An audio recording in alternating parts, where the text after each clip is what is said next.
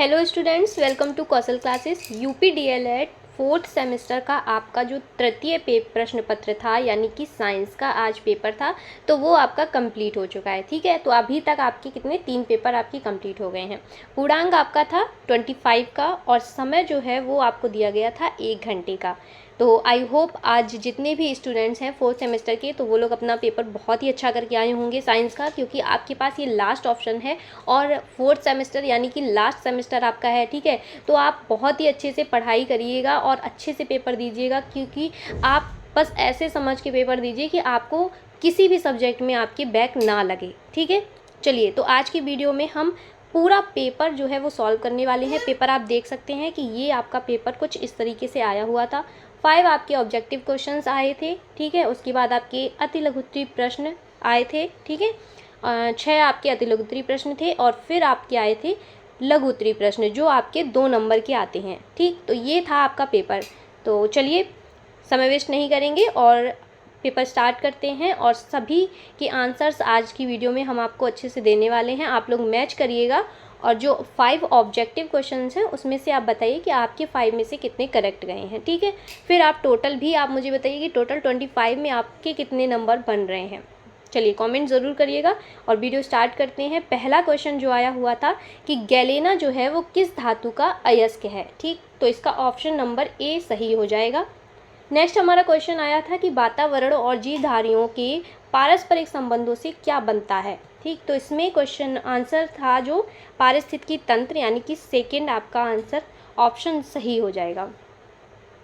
Next question कि किस cell को पुनः आवेशित किया जा सकता है, तो वो था फोर्थ ऑप्शन सीसा संचायक सेल। ठीक है, नेक्स्ट क्वेश्चन था कि नोबेल गैस का उदाहरण आपसे पूछा गया था कि नोबेल गैस जो होती है उसका उदाहरण बताइए। तो रेडॉन जो है होती है वो नोबेल गैस का उदाहरण होता है। ठीक है, फोर्थ क्वेश्चन हो गए और ये आपका था fifth question, last objective question कि सर्वाहारी जंतु किस प्रकार का भोजन ग्रहण करते हैं।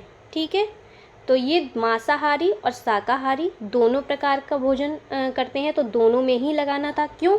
क्योंकि आपसे पूछा गया है सर्वाहारी जंतु। ठीक है, आप अगर सर्वाहारी पूछा जाए तो सर्वाहारी में वही लोग आते हैं जो मांसाहारी भी होते हैं और शाकाहारी भी होते हैं, यानी कि जो मांस भी खाते हैं और साग सब्जी भी उसका भी सेवन करते हैं। तो ये थे आपके 5 ऑब्जेक्टिव क्वेश्चंस। अब आप लोगों को आंसर करना है। कमेंट बॉक्स में ज़रूर बताइएगा कि आपके कितने ऑप्शन सही निकले। फिलहाल हम बढ़ते हैं अपने अति लघुत्तरीय प्रश्नों की तरफ। देखते हैं कि अति लघुत्तरीय प्रश्न में आप क्या करके आए हैं और कैसे आंसर्स करके आए हैं। फिलहाल हम आपको आंसर्स बता दे रहे हैं, आप लोग मैच कर लीजिएगा। ठीक है, क्वेश्चन नंबर 6 की विद्युत धारा से आप क्या समझते हैं, इसका मात्रक लिखिए। तो सबसे पहले आपको विद्युत धारा के बारे में लिखना था और उसका मात्रक लिखना था। तो आई होप सब लोग अच्छे से करके आए होंगे। जैसे कि आवेश के प्रवाह को विद्युत धारा कहते हैं और इसका मात्रक क्या होता है, एम्पियर। ठीक है, चलिए नेक्स्ट क्वेश्चन था कि मानव में पाए जाने वाले किन्हीं 2 अवशेषी अंगों के नाम लिखिए। तो अवशेषी अंगों के नाम 2 पूछे गए थे, तो आप लिख सकते थे। ठीक है, चलिए नेक्स्ट क्वेश्चन, क्वेश्चन नंबर 8 आया था कि सोडियम धातु की जल से अभिक्रिया का रासायनिक समीकरण। तो आपको सोडियम धातु की जल से अभिक्रिया करने पर रासायनिक जो समीकरण है वो आपको आंसर में लिखना था, सिर्फ समीकरण लिखना था। ठीक है, चलिए नेक्स्ट क्वेश्चन आपका था कि प्राथमिक उपचार के किन्हीं 2 उद्देश्यों को लिखिए। तो 2 उद्देश्य लिख देते आप, जान बचाना और चोट को बढ़ने से रोकना। चलिए नेक्स्ट क्वेश्चन नंबर 10, एड्स किस विषाणु के द्वारा होता है। तो ये सभी को पता है कि HIV वायरस के द्वारा एड्स की बीमारी जो होती है वो हो जाती है। ठीक है, नेक्स्ट क्वेश्चन आपका आया था कि किसी परिपथ में 5 एम्पियर की धारा 1 घंटे के लिए प्रवाहित की जाती है। ठीक है, तो आवेश की मात्रा की गणना कीजिए। तो कुछ इस तरीके से आपको आंसर जो है वो करना था। अब आप देख लीजिए कौन कौन इस तरीके से आंसर करके आया है और किसका किसका आंसर सही है। उसके बाद थे हमारे लघु उत्तरीय प्रश्न। तो लघु उत्तरीय प्रश्नों में हमारा था कि जैविक घटक क्या होता है और इनकी घटकों का संक्षिप्त वर्णन कीजिए। तो जैविक घटक क्या होता है उसके बारे में लिख दीजिए कि जैविक घटक वे जीवित घटक है जो किसी पारिस्थितिकी तंत्र में पाए जाते हैं। ठीक है, उसके बाद उसकी घटकों का संक्षिप्त वर्णन करना था, जैसे कि उत्पादक, उपभोक्ता और अपघटक, इनके बारे में आपको लिखना था। तो आप क्या करते कि हेडिंग डाल के और फिर एक एक लाइन आप इनकी लिख सकते थे, इनके बारे में लिख सकते थे, उसके एग्जाम्पल्स लिख सकते थे। ठीक है, चलिए नेक्स्ट क्वेश्चन आपका था कि हीमोफीलिया रोग के कारण व लक्षण बताइए। तो हीमोफीलिया जो रोग होता है उसके हमें कारण बताने थे और हमें लक्षण बताने थे। ठीक है, कारण आप लिख सकते थे कि आनुवंशिक विचार, और लक्षण में आप खून के थक्के ना जमना, मामूली चोट में भी अधिक रक्तस्राव। ठीक है, ये आप लिख सकते थे और भी आप लिख सकते थे। मैंने सिर्फ आपको समझाने के लिए यहाँ पर इतना लिखा हुआ है, बाकी 2 नंबर का था, थोड़ा सा और आप बढ़ा के लिख देते। चलिए 14 में देखते हैं, मेंडलीव की आवर्त सारणी के लाभ व दोष का उल्लेख कीजिए। तो यहाँ पर आपको जो मेंडलीव है उनकी आवर्त सारणी के लाभ हमें लिखने थे और दोष लिखने थे। ठीक है, तो लाभ में आप 1-2 ऑप्शंस लिख सकते थे, 2 ऑप्शन, और दोष में भी आप 2 लिख सकते थे। ठीक है, इतने में आपको 2 नंबर मिल जाते। जैसे कि समान गुणों वाले तत्वों को एक साथ रखा गया। ठीक है, हाइड्रोजन का स्थान निश्चित नहीं था और आइसोटॉप को नहीं समझा सका। ठीक है, उसके बाद आपसे पूछा गया था ओम का नियम क्या है वो समझाइए। तो ओम का नियम हमें समझाना था, जैसे कि स्थिर तापमान पर किसी चालक में प्रभावित धारा उसके सिरों के विभवांतर के अनुक्रमानुपाती होती है, जैसे कि B = IR।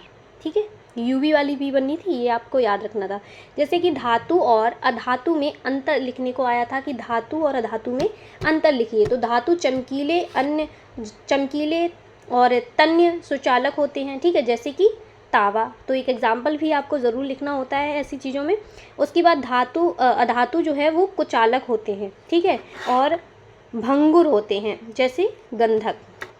चलिए इसी प्रकार आपका नेक्स्ट क्वेश्चन, जो कि मैंने आपसे कल भी कहा था और एक बार मैंने आपको साइंस का पेपर करवाया हुआ था, तब भी मैंने आपसे बोला था कि लैमार्कवाद और डार्विनवाद के सिद्धांत में आपसे अंतर पूछा जा सकता है आपके पेपर में। तो इसकी तैयारी आप अच्छे से करके जाइएगा, और जब भी अंतर पूछा जाए तो मैंने आपको अच्छे से समझाया है कि किसी के भी बारे में अगर आपसे अंतर पूछा जाए किसी भी टॉपिक को लेकर, तो हमेशा आप डिवाइड करके ही उसको लिखिएगा। ठीक है, इससे क्या होता है, कॉपी बहुत अट्रैक्टिव लगती है और अच्छी लगती है। यहाँ आप लैमार्कवाद के बारे में लिख सकते थे और यहाँ डार्विनवाद के बारे में। ठीक है, तो 1, 2, 3 ऐसे करके आप यहाँ लिख सकते थे। तो वो आपको क्या होता है कि कॉपी अट्रैक्टिव लगती है, और जब एग्जामिनर कॉपी चेक करता है तो देखता है कि हाँ बच्चे ने अच्छे से प्रेजेंट किया है उस चीज़ को और अच्छे से समझाया है, तो वो नंबर आपको तुरंत दे देते हैं।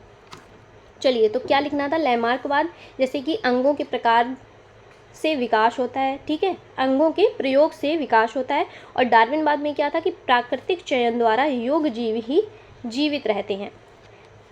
नेक्स्ट देखते हैं कि आपका क्वेश्चन था कि रुधिर कणिकाएं कितने प्रकार की होती हैं, उनके नाम तथा किसी एक रुधिर कणिका के कार्य लिखिए। तो जो रुधिर कणिकाएं होती हैं वो 3 प्रकार की होती हैं। ठीक है, ये मैंने आपको बताया हुआ था कि लाल रक्त कणिकाएं, श्वेत रक्त कणिकाएं और प्लेटलेट्स। ठीक है, अब इनके बारे में किसी एक रुधिर कणिका के कार्य आपको लिखने थे, तो एक का आप लिख देते, जैसे कि इसका कार्य होता है लाल रक्त कणिकाओं का कि ऑक्सीजन का परिवहन करना। तो ये थे हमारे आज के कुछ क्वेश्चंस। आज के क्वेश्चंस मतलब आज का पेपर जो आपका साइंस का आया हुआ था और मैंने कंप्लीट आपको सॉल्व कराया है। अब आप लोग देखिएगा कि आपके कितने नंबर जो है वो बन रहे हैं, ऑब्जेक्टिव में आप कितने सही करके आए हैं।